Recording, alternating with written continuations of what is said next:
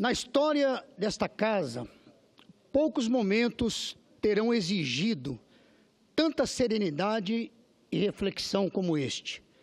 É o julgamento de uma presidente da República reeleita pelo povo ainda na metade do seu segundo mandato.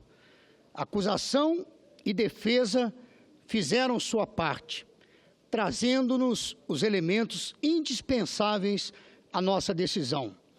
A condição de juízes impõe-nos dever elementar, expor aos brasileiros e ao mundo as razões do voto que iremos proferir, sem bravatas, achincalhes, vassalagens ou destemperos verbais, mas com ponderação e equilíbrio. É o que pretendo fazer. Não sou jurista, mas por tudo que já li e ouvi ao longo do processo, sinto-me mais confortável entre os que enxergam o impeachment como instrumento de natureza híbrida, com componentes jurídico e também político. Apesar de sua origem no parlamentarismo britânico, o presidencialismo norte-americano, no qual nos inspiramos, deu-lhe nova roupagem, condicionando o processo à ocorrência de fato criminoso.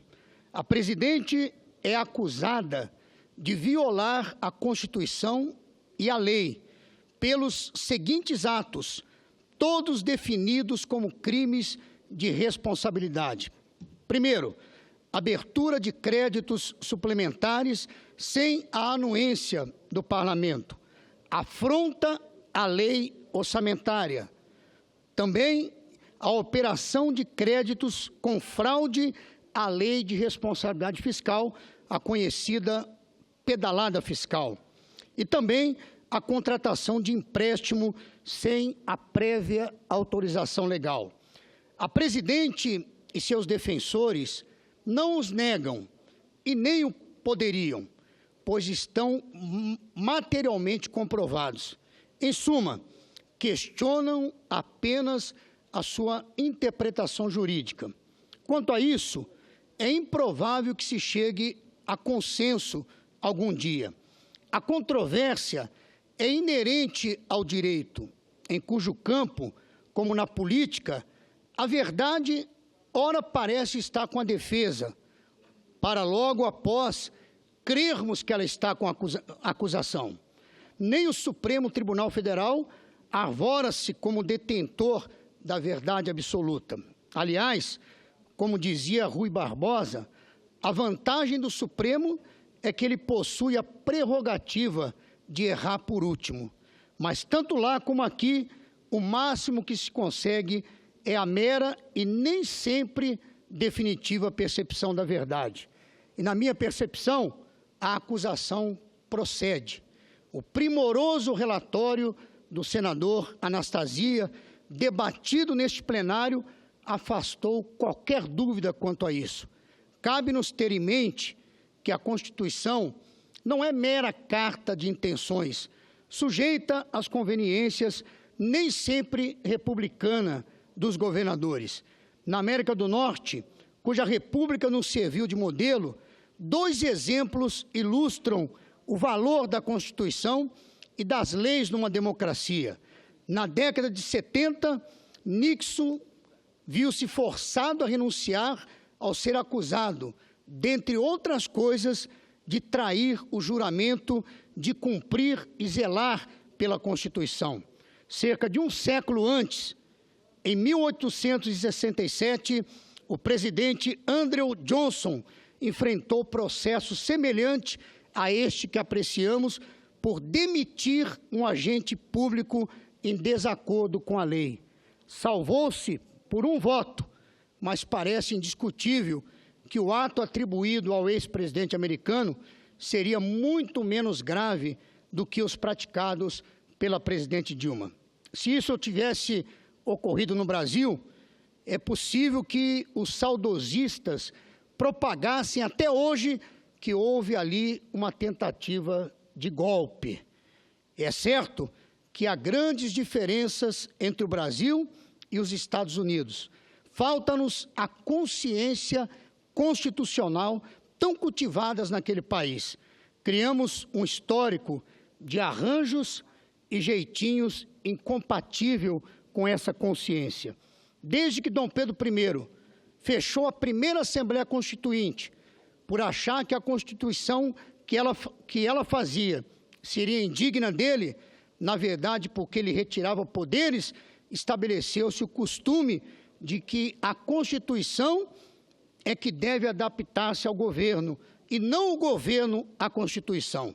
A história está cheia de exemplos de governantes que a juram num dia para, no outro, propor mudá-la, para viabilizar projetos normalmente elaborados à revelia do eleitor. Nesse processo de desmonte, nem as chamadas cláusulas pétreas escapam. Não raro, são deliberadamente banalizadas por malabarismos jurídicos dos rábulas de plantão. A retórica de golpe parlamentar, que muitos agora sustentam, é produto típico dessa cultura de descaso. Estou convencido de que todos reconhecem a conduta ilícita da presidente, mas apoiam ao discurso do golpe por menosprezo à Constituição Federal. Aliás, esse desapreço ficou muito claro nas falas da presidente afastada. Várias vezes ela se disse aqui inconformada com o impeachment por considerar suas consequências desproporcionais aos crimes praticados. Tenho forte esperança de que a decisão de hoje que tomaremos vai servir para mudarmos essa cultura. Outro ponto relevante, discute-se muito neste plenário e fora dele sobre os aspectos jurídicos deste processo, mas pouco ou nada falaram sobre a questão política. O conteúdo político do impeachment nada tem a ver com a conveniência desse ou daquele segmento partidário, tampouco com a popularidade aferida em pesquisas de opinião. Não se trata de disputa político-partidária. Seu fundamento está associado à relação de confiança entre a presidente e a nação, entre ela e a sustentabilidade política do seu eventual governo. Indago, a esta altura, diante dos fatos, a presidente Dilma teria credibilidade suficiente para articular-se com a sociedade e o Congresso e liderar um projeto de recuperação nacional? Tanto ela como seus aliados calam-se sobre isso. Nada trouxeram para desfazer a imagem de isolamento e descrença que envolve Sua Excelência. As viagens pelo país não ajudaram, nem o seu insistente discurso de novas eleições. Quanto a este, o efeito foi exatamente oposto ao qual ela esperava, pois a isolou dentro do próprio partido, que a descartou publicamente essa tese. Enfim, lamentavelmente, a realidade é esta: a presidente não conta com respaldo social, credibilidade política e nem a força partidária. Num cenário desses, não há país que avança ou que avance e não há governo que resista. Por isso, eu quero aqui, como disse na pronúncia, eu digo sim ao impeachment.